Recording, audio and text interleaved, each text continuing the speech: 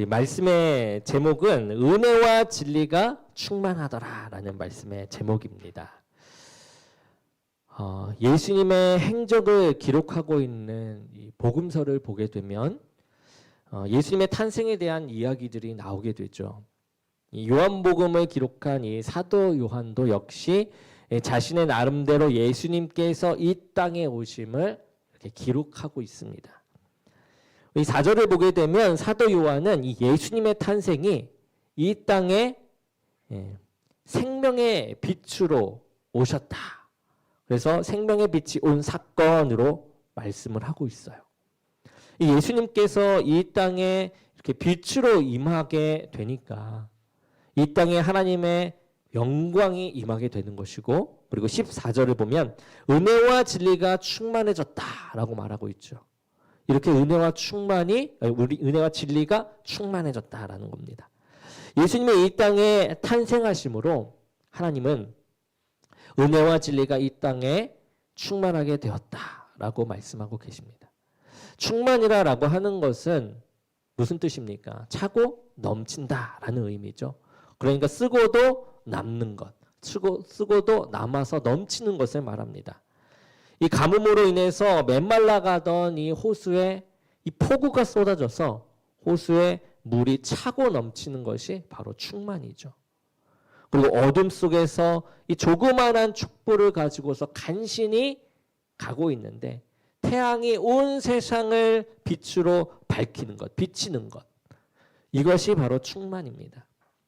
예수님이 오심으로 이 땅에 은혜와 진리가 이 충만하게 됐다라는 것은요, 예수 그리스도를 믿는 우리들, 그리스도인들, 이 성도들의 삶에도 이 하나님의 은혜와 진리가 이 충만하여 임하였다라는 것입니다. 충만하게 임하였다라는 것이고, 이제는 이 세상에 넘쳐 흐르는 삶을 살아가게 함을 말씀하고 있다라는 거죠. 이렇게 충만함이 넘쳐 흐르는 삶을 살아가게 한다는 것입니다.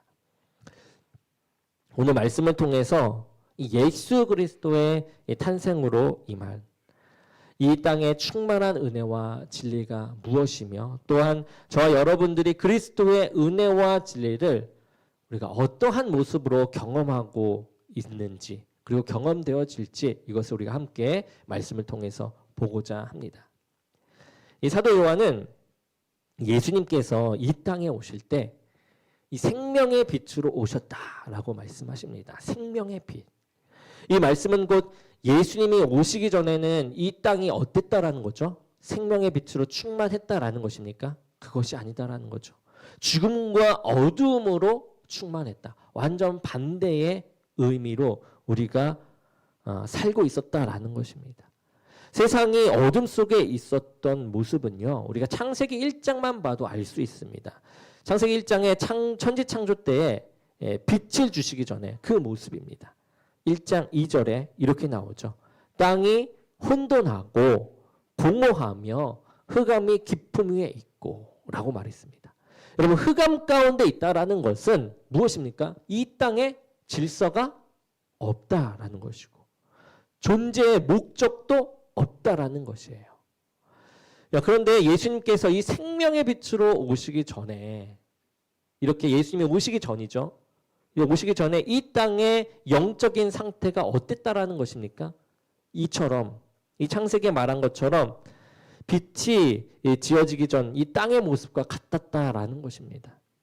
11절에 보면 영적 어둠과 이 죽음의 상태를 잘 말해주고 있어요.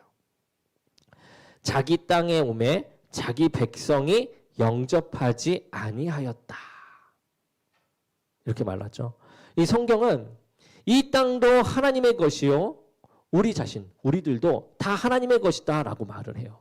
그리고 이 예수님께서 오신 것은 자신의 땅, 이 하나님의 땅이죠. 그리고 하나님의 사람들에게 오셨다라고 말하는 것입니다.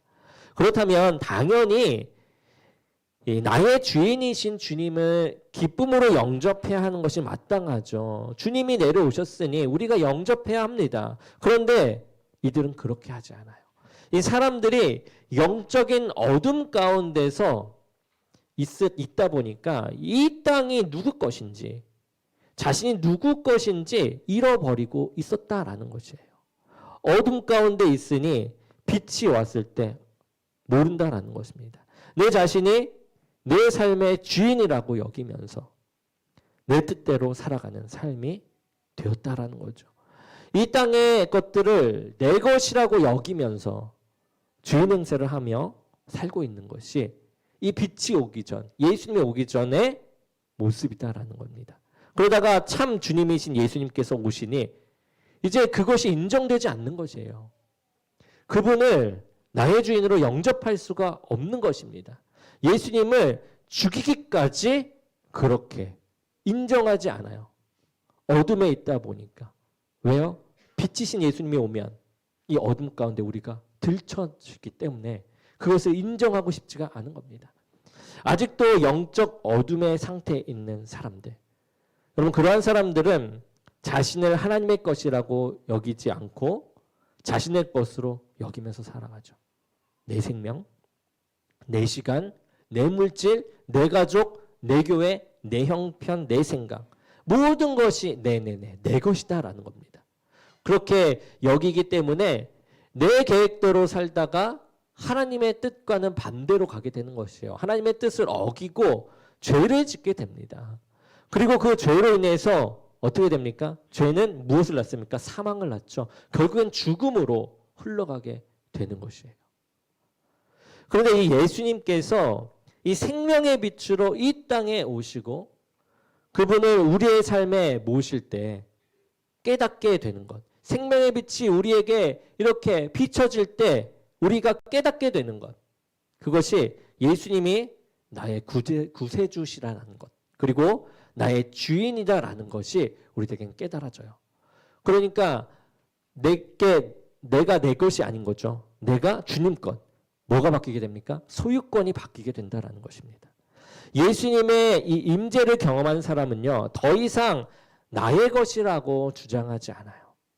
내가 누리는 생명, 물질, 시간, 나의 모든 그 미래까지도 주님의 것임을 깨닫고요.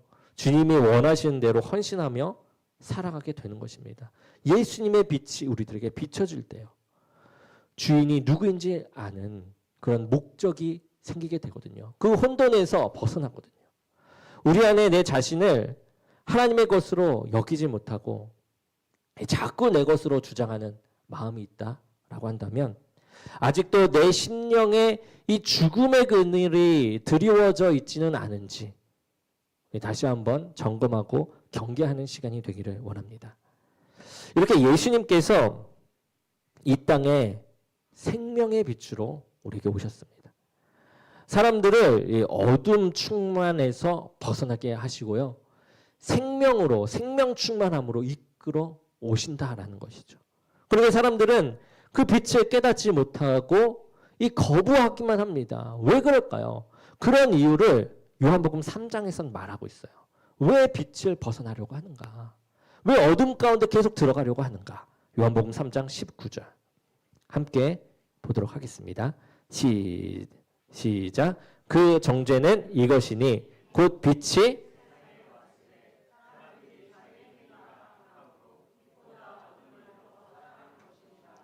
아멘. 이 자신의 행위가 너무나도 악했기 때문에 어둠을 더 사랑한다라는 것이에요.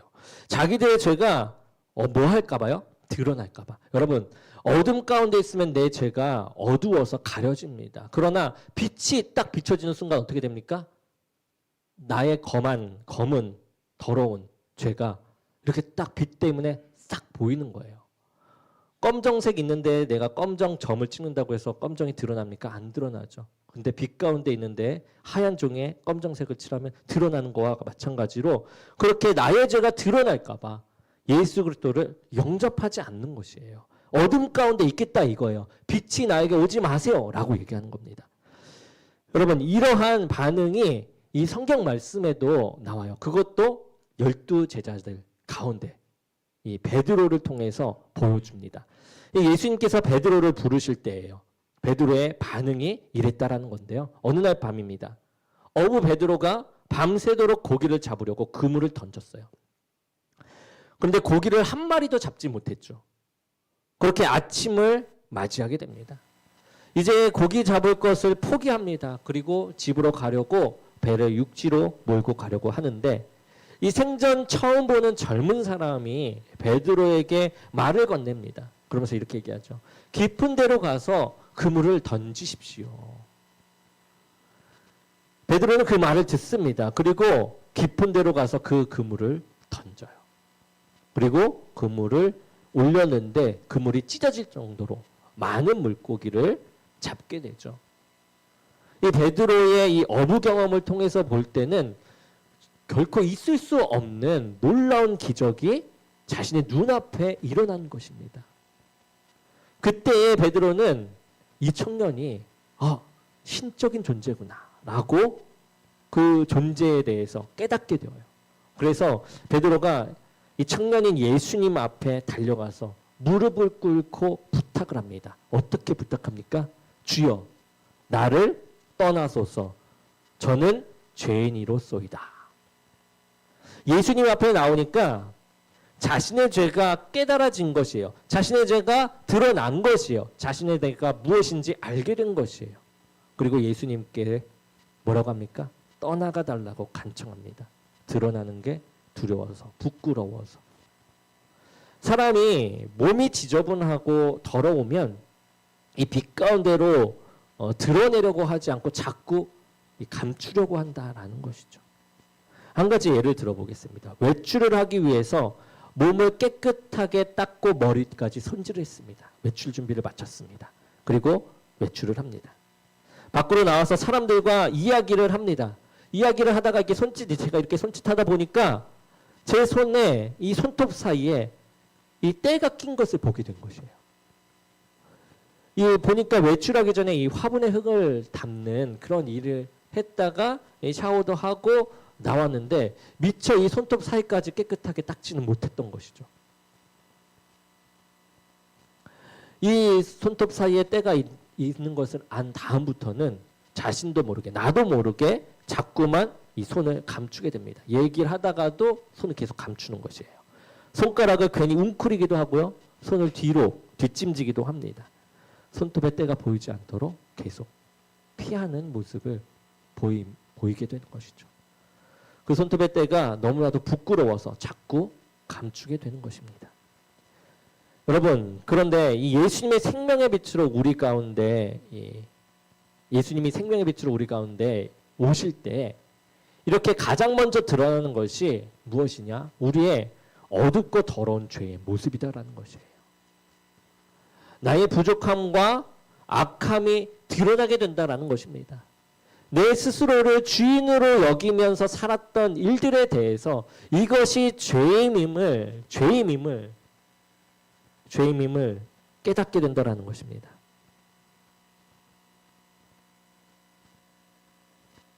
그러기에 내가 주님을 주인으로 모시는 이 빛의 삶을 살아가게 될 때는요, 우리의 죄가 이제 더욱더 발견된다라는 것입니다.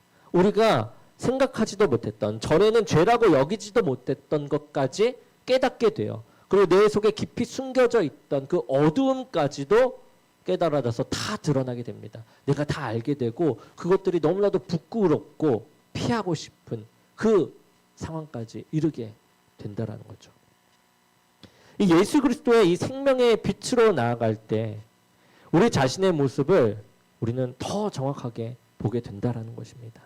예수 그리스도의 빛, 생명의 빛, 예수 그리스도를 통해서 어떻게 보면 우리에겐 이제 말씀이 되겠죠. 말씀이 우리에게 비춰질 때 그렇게 되는 것입니다. 그리고 우리 속에 감춰진 죄가 이렇게 더욱더 적나라하게 드러나게 돼요. 그러니까 내 죄가 드러날 때 이 주님이 내 가운데 더 가까이 임재했음을 우리는 오히려 그럴 때일수록 더 깨달아야만 합니다. 우리 죄가 드러난 걸 내가 깨닫는다, 내가 하나씩 알아간다, 그러면 예수님께서 나와 함께 계시구나, 이것을 알려주시구나, 발견케 하시는구나 라고 우리는 깨달을 수 있어야만 합니다. 그리고 그 죄의 내용을 가지고 오히려 주님께로 나오는 것, 여러분, 그것이 주님을 주인으로 모시는 그리스도인의 삶, 성도의 삶인 것입니다. 주님께서는 우리 가운데 오시게 되면 우리의 죄의 내용은 자연스럽게 발견되는 그런 역사가 있다라는 것이에요. 여러분, 죄가 발견된다라는 것은 무엇을 의미합니까? 우리가 이제 형벌을 받을 것이다라는 것을 얘기합니까? 예수님께서 빛을 내리쳐서 죄를 발견하는 것은 그렇지 않다라는 거예요. 그 이유는 오히려 치유하시며 우리를 하나님 안으로 들어오게 하시겠다라는 그런 이야기가 됩니다. 그런 의미에서 예수님께서 이 땅에 오실 때 충만함을 더하여 주셨는데 이 충만함입니다. 이 땅에 무엇이 충만하다? 두 가지 있었죠. 은혜가 충만케 되었다라고 말합니다. 그런 의미에서 이 말씀은 곧 예수님께서 오시기 전에 여러분 이 땅에 은혜가 충만한 상태였다라는 것입니까? 그것이 아니었다라는 거죠. 예수님께서 이 땅에 오셔서 그 빛으로 온갖 더러운 죄악을 드러내세요. 그런데 이렇게 드러내신 것은 그들의 죄를 정죄하시고자 함이 아니었다라는 거예요. 형벌을 내리고자 바로 형벌을 내려서 너네 끝났어, 너넨 사망이야 라고 선포하고자 형벌하고자 심판하고자 오신 것이 아니다라는 것입니다. 요한은 특별히 16절에 우리가 다 그의 충만한 데서 받으니 은혜 위에 은혜로라 라고 이야기합니다. 예수님 전에도 하나님의 은혜가 분명히 있었습니다. 요한은 모세의 율법에 대해서 말하고 있는데요. 여러분 그 율법도 하나님의 은혜의 도구였어요. 사람들에게 하나님의 법을 알려주시면서요. 그들에게 죄가 무엇인지 알게 함을 통해서 이제 그것을 깨닫고 하나님에게로 와라. 그것을 치유해라 라고 하면서 주었던 법이었어요. 죄를 행하지 말고 오히려 은혜의 도구로 하나님을 바라보라 라는 도구였단 말이죠. 그런데 세상은 그 법을 어떻게 사용합니까? 하나님의 은혜를 드러내지 못하고 그 율법을 가지고 오히려 다른 사람을 정죄합니다. 다른 사람을 비판합니다. 악한 길로 이끕니다. 그것을 사용해서요. 하나님의 법을 사용해서요. 세상 사람들이 주로 이 다른 이들의 죄를 들추어내는 것을 우리가 보게 되면 그것으로 인해서 사람들을 정죄하고 공격하려고 할 때가 많아요. 그러니까 죄가 드러나면 또 공격하고 죄가 또 드러나게 되면 또 공격하고 계속 악순환이 진행되는 것입니다. 그런데 예수님께서 이것을 드러내고자 하셨던 것은요. 사람들이 드러내고자 하는 그 의미와는 달라요. 정죄하고자 함, 계속해서 죄의 반복을 두고 드러내고자 하신 것이 아니에요. 그 죄를 드러내시고 그것을 오히려 앞서 얘기한 것처럼 치료하셔서 고쳐주시기 위함이었다라는 겁니다. 여러분 병원에 있는 수술실을 보게 되면 수술대 위에 이렇게 밝은 큰 조명, 밝은 등이 있는 것을 보게 되죠. 몸을 가르고 수술을 할 때 그 뱃속에 있는 이 암덩어리나 이 상처들, 부러진 것들, 더러운 것들을 낱낱이 보고 그것을 찾아 조치하기 위해서는 이렇게 밝은 등이 필요한 것입니다. 그래서 그 밝은 등을 통해서 더러운 것을 제거하고 잘못된 것을 제대로 잡아주는 것이죠. 만약 그 밝은 등이 아니라 작은 촛불로 봐야 했다면 정말로 어려운 일, 감당하기 힘든 일일 것입니다. 예수님은 우리의 모든 죄의 병을 밝혀 보여주는 이 생명의 빛입니다. 그 빛으로 나올 때 죽을 사람이 죄를 깨닫고 이제 고침을 받는 것이에요. 그래서 영생을 살아가게 됩니다. 내가 병들었는데 어디가 어떻게 아픈지를 모르는 거예요. 근데 예수님께서 빛으로 오신 것, 그 말씀이 우리에게 임함으로 이제 그 원인을 알고요. 어디가 아픈지 아니까 이제 추적해서 그곳을 이제 고치기만 하면 된다라는 것이죠. 그러면 우리는 다시 살아나게 되는, 다시 기쁜 삶, 달리는 삶, 춤을 추는 삶을 살 수 있게 된다는 겁니다. 이제 그 죄를 주님께로 가지고 오는 것은 누구의 몫이 됩니까? 죄가 드러났어요. 이제 죄가 이렇게 있다는 걸 내가 알았습니다. 이제 이 죄를 가지고 주님께로 가지고 와야 하는 것은 바로 나라는 것입니다. 사람의 몫이라는 거죠. 그리고 고쳐주실 것을 믿고 맡겨드리는 것 또한 사람의 몫이에요. 그리고 이제 그것을 고쳐주시는 것은 누구의 몫입니까? 하나님의 몫입니다. 하나님이 그렇게 치유해 주십니다. 주님은 사람들을 죽을 병에서 고치시기 위해서 자신이 대신 그 죄를 지시고 십자가에서 돌아가심으로 우리의 모든 죄의 병을 고쳐주셨죠. 그리고 구원해 주셨습니다. 그것을 믿습니다. 이것이 주님께서 우리에게 보여주신 하나님의 은혜의 충만입니다. 하나님 은혜의 충만. 하나님은 이미 우리를 고쳐주실 하나님의 몫을 이미 이 예수 그리스도를 통하여 이루셨다라는 거죠. 우리의 몫은 이제 죄가 드러난 이 빛을 통해서 말씀을 통해서 드러난 나의 죄. 이것을 주님께로 가져가는 것. 이것만이 우리들에게 남아있는 몫이라는 것입니다.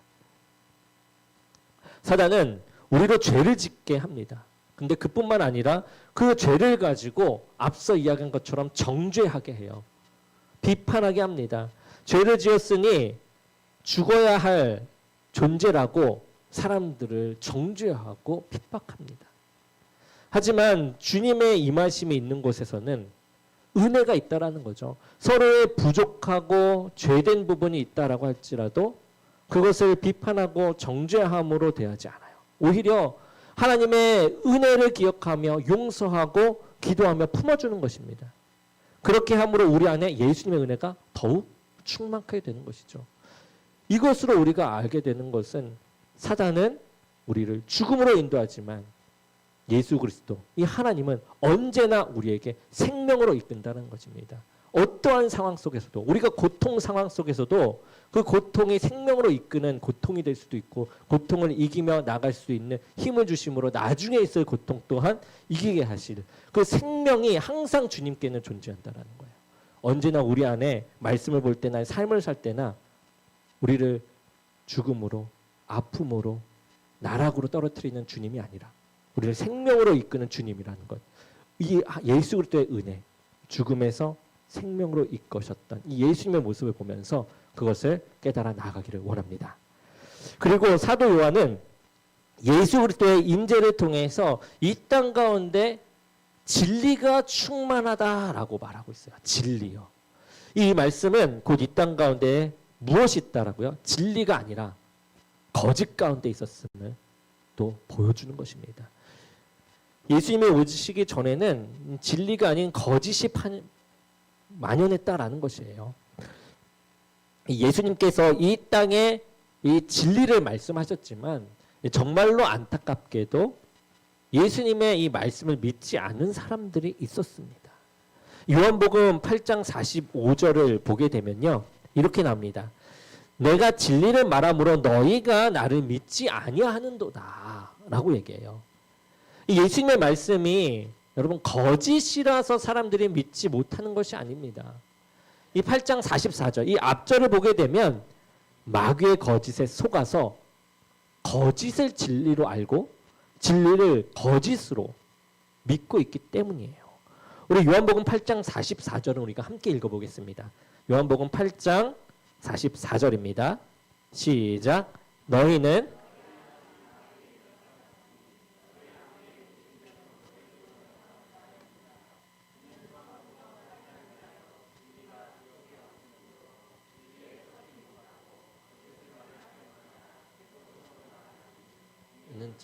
거짓말장이요 거짓의 아비가 되었습니다. 아멘. 여러분 여기에서 마귀의 특징 두 가지가 나옵니다. 무엇입니까? 처음부터 살인하는 자라는 것. 두 번째는 진리가 없는 거짓말쟁이라는 것입니다. 살인하는 자고 거짓말쟁이. 무엇입니까? 죽음으로 인도하는 자고 거짓으로 우리를 죄로 이끄는 자들이다 라는 거죠. 진리를 보지 못하게 하는 자들. 사람들 사이에도 알게 모르게 거짓말을 하면서 사는 것을 볼 수 있죠. 한 가지 이야기 하나 해드리겠습니다. 이 교실에서 두 소년이 막 다투고 있었어요. 그것을 보고 이 선생님이 묻습니다. 너희 무엇 때문에 그렇게 다투고 있니? 한 소녀가 대답해요. 저희가 이 돈을 주었는데요. 10,000원짜리를 주었는데 저랑 애가 이제 각각 10,000원씩 주었어요.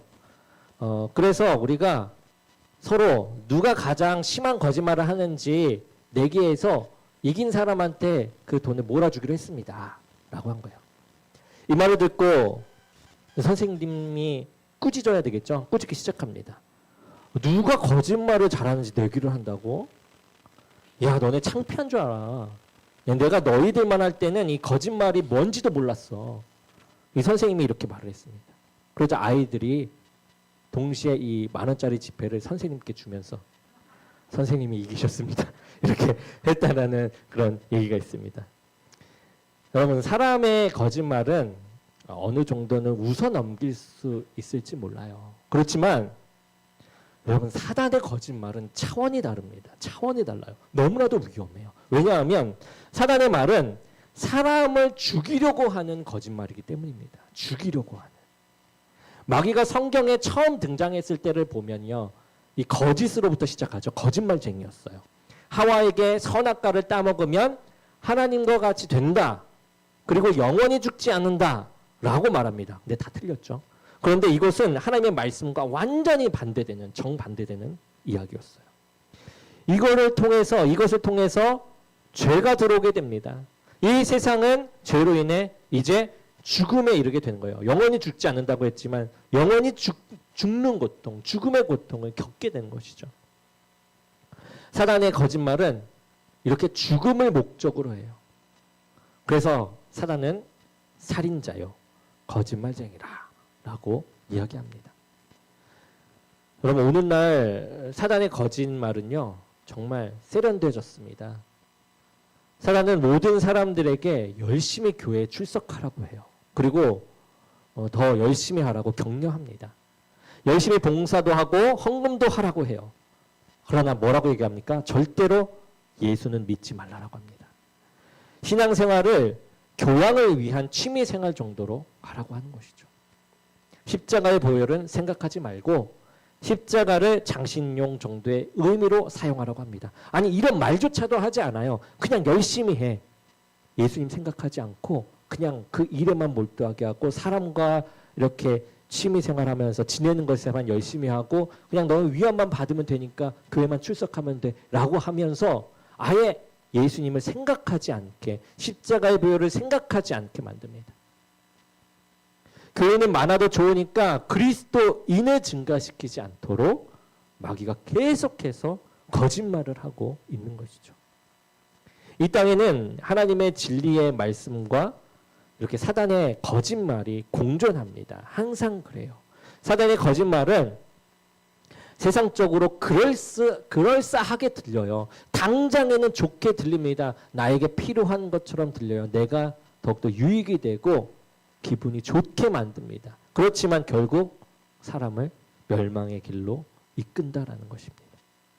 하지만 예수님의 말씀은 어떻습니까? 진리입니다. 그리고 믿는 사람들이 믿고 따라야 할 이 생명의 말씀인 줄로 믿습니다. 예수님께서는 이 땅에 이 구원의 은혜를 허락해 주셨어요.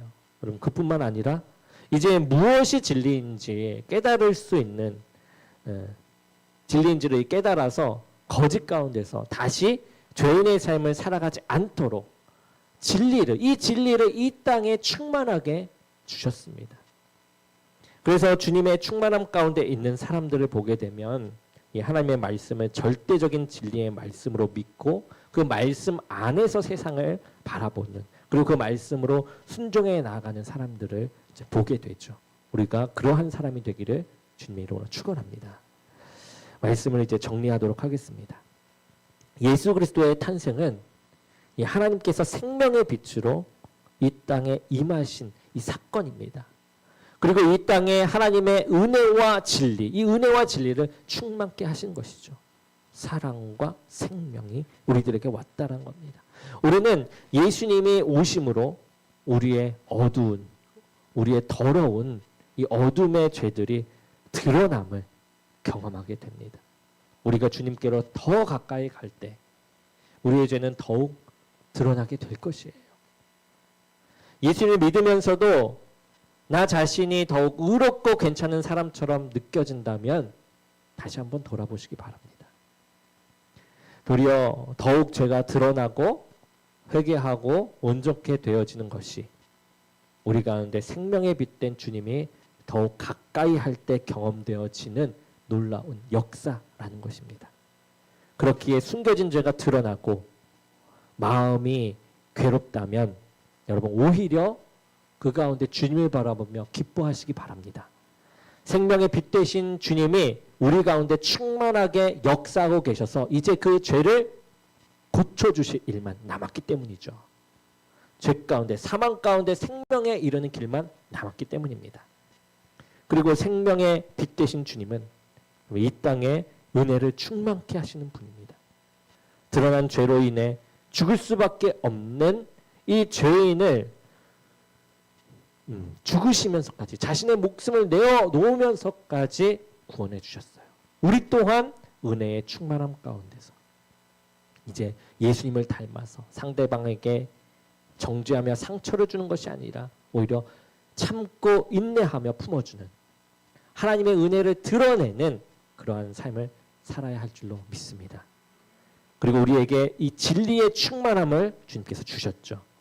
사단의 거짓은 세상을 죽음으로 몰아갑니다. 오로지 하나님의 진리만이 우리를 영생의 길, 생명의 길로 인도하는 줄로 믿습니다. 하나님의 말씀을 절대적으로 믿고 신뢰하는 가운데 사단의 거짓을 우리가 이제 분별하고 진리의 뜻을 이룰 수 있는 삶이 되어야 할 것입니다. 하나님의 진리만이 이 거짓을 분별할 수 있습니다. 여러분, 오늘 말씀 가운데 더 확실하게 또 느껴지는 것은 전제가 되는 것이 있다는 거예요. 하나님은 은혜로 오셨고 진리이시다라는 것. 그리고 그 가운데 숨겨져 있는 것. 하나님은 우리를 너무나도 사랑하신다라는 것. 그리고 우리를 무조건 살리시는 분이시다라는 것. 여러분, 이것을 항상 마음속에 기억하시기 바랍니다. 예수 그리스도께서 이 땅에 오심으로 하나님의 영광과 은혜와 진리가 충만했던 것과 같이 이제 우리의 삶에도 하나님의 은혜와 진리가 충만하여서 그 은혜와 진리가 다른 이들에게로 흘러넘칠 수 있는 참된 그리스도인이 되기를, 저와 여러분이 되기를 주님의 이름으로 간절히 축원합니다.